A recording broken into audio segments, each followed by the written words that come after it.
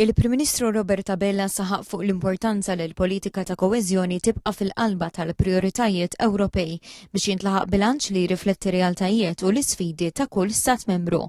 Dan waqt diskussjonijiet fil-Kunsill Ewropew fi Brussell dwar il-budget tal-Unjoni Ewropea għas-snin 2028-2034.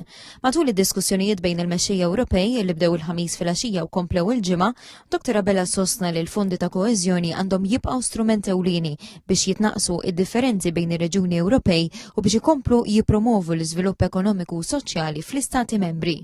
Fisem pajjiżna ressaqt hemmhekk il-messaġġ illi r-realtajiet partikolari ta' pajjiżna dawk ġeografiċi xorta jimmilitaw illi nibqgħu riċevituri tal-fondi tal-koeżjoni u dik hija importanza qawwija għax dawn kienu fondi li kienu ta' importanza kbira għal pajjiżna fil-passat. Meta tkellem dwar il-kompetittività Ewropea u l-budget Ewropew, il-Prim Ministru sostna li dan għandu jirrifletti l-aspirazzjonijiet ta' ċittadini u jħeġġeġ riformi kredibbli u realistiċi li jkunu konformi mal-prijoritajiet nazzjonali.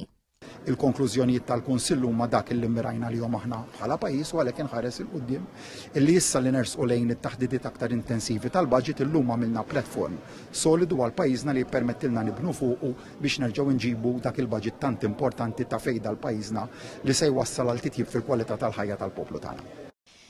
F'kuntest ta' sfidi globali dejjem akbar, il-mexxejja Ewropej indirizzaw ukoll l-aħħar żviluppi fil-Vant Nofsani u fl-Ukrajna. Dr. Abela qal li s-sitwazzjonijiet umanitarji jibqgħu inaċċettabbli l-aktar fejn tidħol is-sitwazzjoni f'Gaza. Tisma' taħdita llum li ma kienitx xejn pjaċevoli, jiġifieri fejn fil-waqt forsi l-attenzjoni internazzjonali minn hemmhekk naqset xi ftit, però l-atroċitajiet on the ground għadhom dak illi kienu. Fi Brussell, il-Prim Ministru ħasem ukoll flaqa ta' koordinazzjoni dwar il-migrazzjoni fejn ġie notat il-progress li sar fl-aħħar xhur, b'mod partikolari permezz ta' regoli ġodda dwar ir-ritorn ta' persuni li ma jkollhomx dritt għal protezzjoni internazzjonali.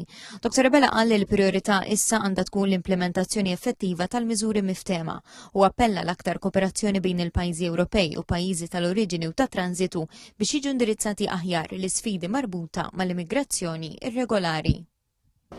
Hawnhekk fi Brussell intemm summit ta' jumejn li kien iddominat minn diskussjonijiet dwar il-prijoritajiet ewlenin tal-Unjoni Ewropea għas-snin li ġejjin.